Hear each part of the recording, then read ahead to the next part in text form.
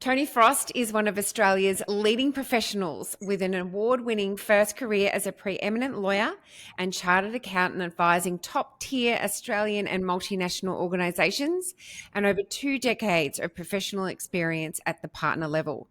Tony is now an executive coach, mentor and lecturer, keynote speaker and company director, and he is author of The Professional, and launch day is today. So congratulations and welcome, Tony. Thank you very much, Julie. Great to be here. Yes, absolutely. Now, before we get into The Professional, what led you to write a playbook about future-proofing your career? Was there a moment that made you realize how urgent this has become? Yes, well, I actually started writing the book 7 years ago, if you can believe. So in Wow. 2015, I decided to write the book for two reasons. First of all, to help me with my professional service masterclasses, which I want to teach young professionals online. And secondly, because I was leaving my first career, it helped me with my relevance deprivation syndrome. So they're the original reasons I started writing the book 7 years ago. But there was a particular moment, and it was so ChatGPT came out in November 2022. And pretty much at the same time, the creators of ChatGPT, a company called OpenAI, started to develop profession-specific AI tools. And in February 2023, a leading London law firm called Allen & Overy, one of the big Magic Circle, one of the biggest firms in the UK, announced, and I read it, it said, "I've been at the forefront of legal tech for 15 years." And this is the head of the IT group at Allen & Overy in London. "I've never seen anything like Harvey," which is the AI, it was the legal equivalent of ChatGPT. Okay. But it's a game changer that can unleash the power of generative AI to transform the legal industry. In our trial, we saw some amazing results. You don't normally get lawyers using that sort of hyperbole. And so on that day in February 2023, I thought, bingo, this is going to change the world. So I had to get my skates on and keep writing my book. Wow. Okay. That's really incredible how AI is really transforming industries, and it is creating a lot of fear out there with particular industries as well, in terms of, what type of role you're playing within, particular professions. So you talk about mastering essential skills to stay irreplaceable. And I'm sure that sounds fantastic to a lot of people. So in an AI-driven world, what are the top skills leaders must double down on if they want to future-proof their careers? Okay. Well, the first thing I would like to say to reassure leaders is I can't imagine any world, any decade soon, when we don't have human leaders. Yeah. Machines are going to do various things, but I think humans, while we still have humans, I think humans want humans to lead them. And so leadership is a very important skill which is going to endure for a long time, I think. I'll give you three perspectives on the skills that leaders must double down on, and I'll give you some data, some research. The world's leading data collection group, as far as I'm concerned in this area, is Gallup out of America. They've been doing research for decades. Gallup's most recent report in 2025 was around what leaders need to do in terms of their followers. And of course, if you're a leader without followers, you're not leading anything. You're still having lunch. We're out for a walk. So leaders need to be cognizant of what followers want. And for decades, Gallup has been doing research around what typically followers want from leaders around the world. And there are four of them. It's hope, in this order: hope, trust, compassion, and stability. And so Gallup research proves that what followers need from their leaders remains broadly consistent across time and countries. Followers need a sense of hope and something to look forward to. And after that, it's trust, compassion, stability. So these things haven't changed much. And in fact, it's pretty clear to me, Julie, that these things will become more important in the age of AI because of the uncertainty and because of fear that people have. Leaders need to double down on providing hope, trust, compassion, stability. That's Gallup's worldwide research for decades. The second data point I'd give you is David Gonski, AC. David Gonski is the Chancellor of the University of New South Wales. He's led more Australian companies than any other Australian director, and he also wrote the foreword to my book. You did. I noticed that. Yes. I interviewed David in 2022 for I teach in the MBA program at New South Wales Uni. And I asked David in an interview for my students, I said, "David, what are the most important attributes of leadership?" And without a second, he said, "Tony, humility. The absolute must for a leader is to have humility." He went on to explain that humility is not just important because it helps you to listen and understand what other people are saying, but classic David, Gonski, because he's a deal maker and a deal doer. He says, without humility, you don't. It's easy to defeat someone in a negotiation. So if someone lacks humility, he said it's like not someone not having a backhand. He loves tennis, and he says if someone doesn't have a backhand, you work that out and you hit the ball with their backhand. He said someone who's not humble, who lacks humility, it's so easy to beat them in negotiations. And the card carrying example right now is Donald Trump. Yeah. Second data point is humility, and the third data point around what leaders need to do is a very quirky and famous professor in America called Professor Scott Galloway. He's at New York University, and he's a bit of a guru for the younger set these days.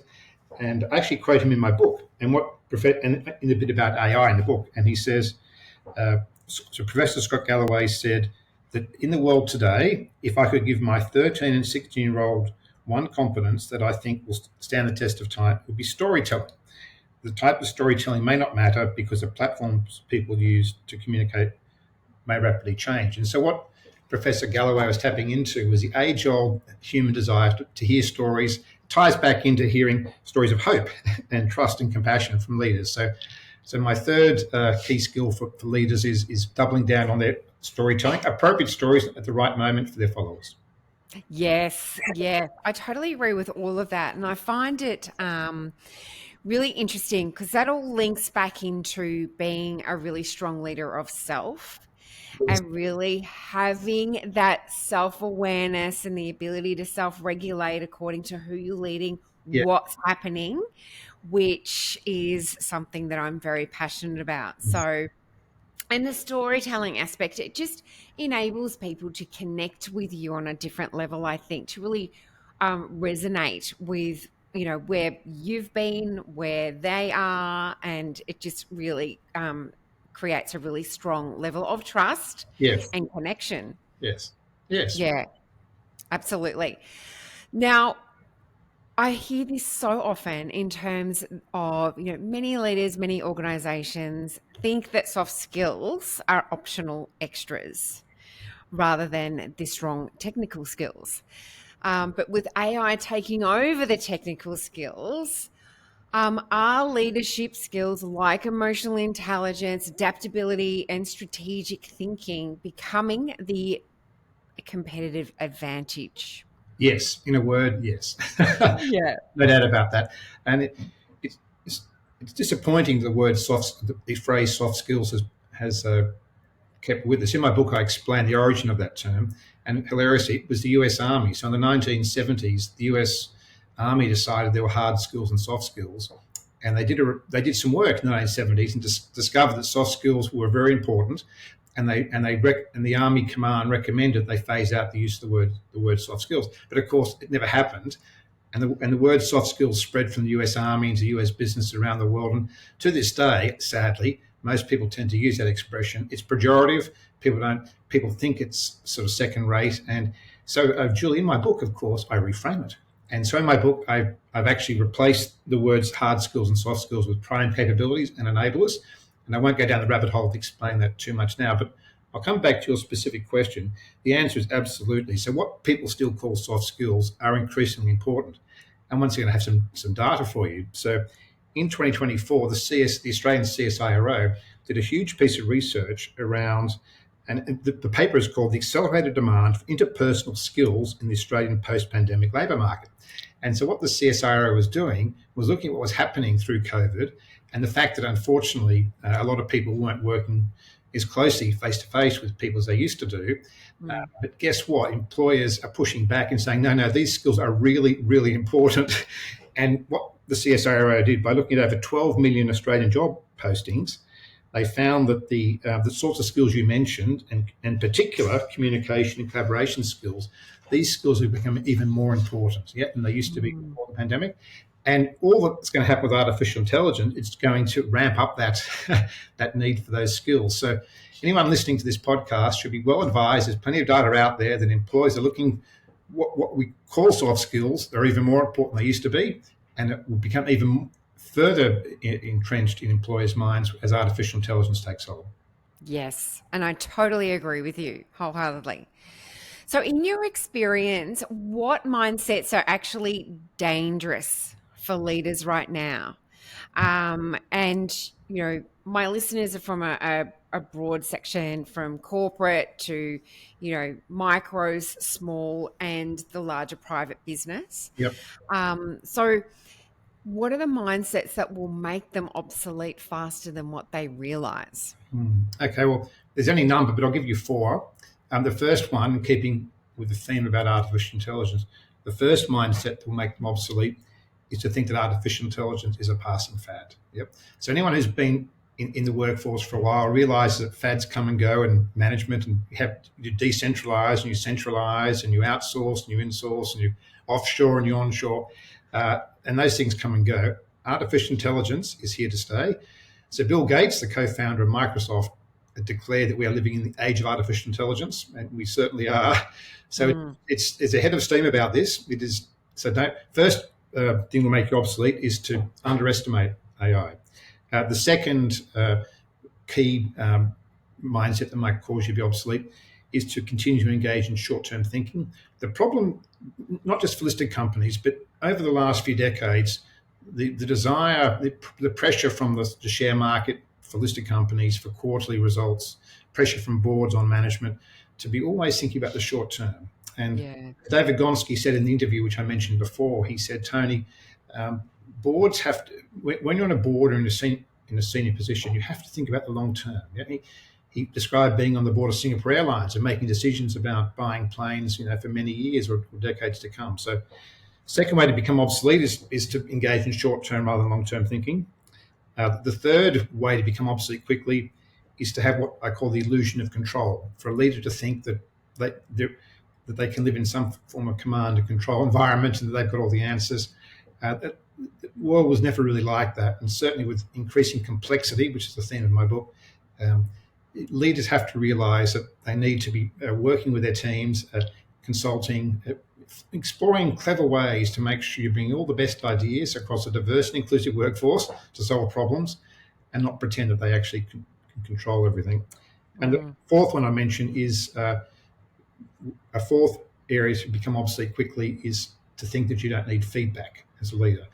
And so one of the probably the single biggest theme of my book, it pops up all over the place, is the need for professionals and anyone in the workforce to get good at receiving as well as giving feedback, and doing so in a non-aggressive and non-defensive manner. So leaders will very quickly become obsolete unless they realise they need to be seeking out and acting on feedback, ideally on a 360 basis, on a regular basis. Interesting. Yes, that's one of my I think one of my biggest disappointments, I think, particularly when I was working in corporate, in that my leaders didn't really ask for feedback. And often, if we did do the 360, the feedback wasn't taken on board. Yeah. Yep. So there was no change. Yes. Yeah. Which is really disappointing. So yes, I totally concur with that. Now, you talk about lifelong learning in the professional, and with so much noise out there, how do smart leaders cut through the overwhelm and prioritize learning that actually moves the needle for their future careers? Yes. I've got 4 points in response. The first one is picking up on what I said before. So the first thing is to get regular feedback through 360 and other means from their team, and ideally from their clients if they have a client-facing role. The second way is to actually join group learning activities. If you participate in some form of regular group, either at work or a book club or some other domain, when you have committed to turn up to training with other people, there's a much greater chance that you'll do it and you're prepared and you'll read and you've got group accountability. So the second thing I would say is to commit to group learning activities.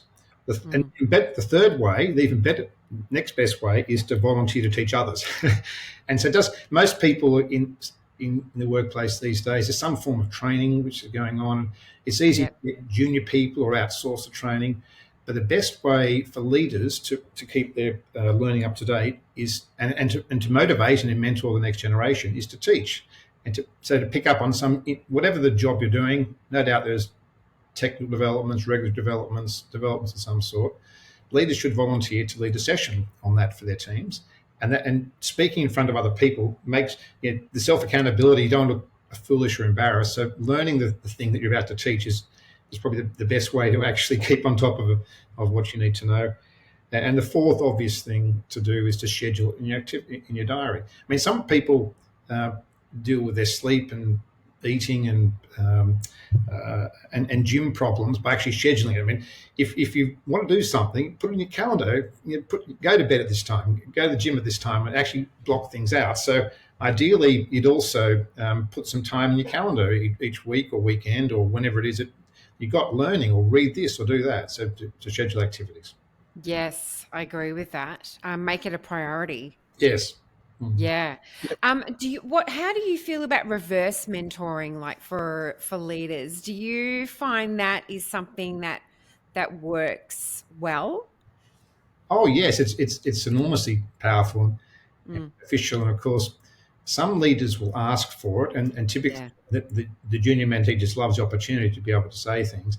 And most wise senior people who are doing mentoring will specifically ask to be reverse mentored, and you'll never get a mentee that won't want to chip in and say something. I do a lot of coaching and mentoring, and particularly I guess when I'm mentoring rather than coaching, yes, I deliberately make a point of trying to make it reverse two-way. And you find out all sorts of things, and Absolutely, you do, especially from different generations. And this really, for that to be effective, it links back to your points about, having that trust yes, yes, and that connection. Because if you don't have trust, people aren't going to give you feedback. They're just going to tell you what you ideally probably want to hear because they don't want to face the consequences. exactly. And one of the ways for the mentor to get reverse mentoring is to be vulnerable. Yeah. And so when they're discussed, so when the mentee has raised an issue or a problem, and if the mentor can actually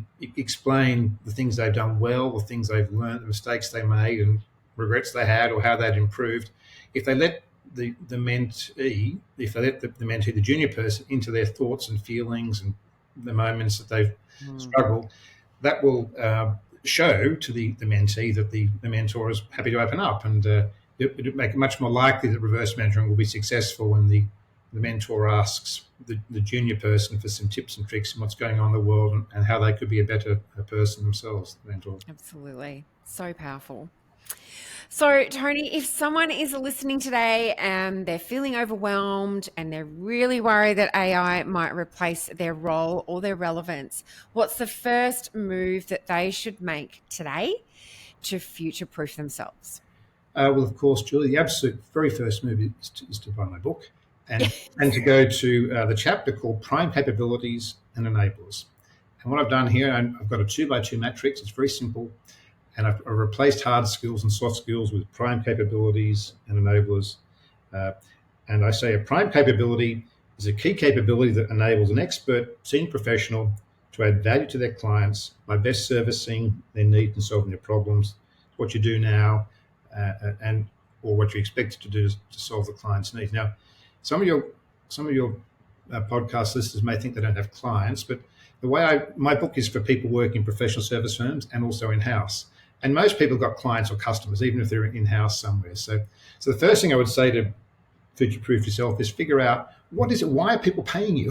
What exactly, when you turn up to work, whether it's internal or external clients or customers, and the best way is to go and ask people.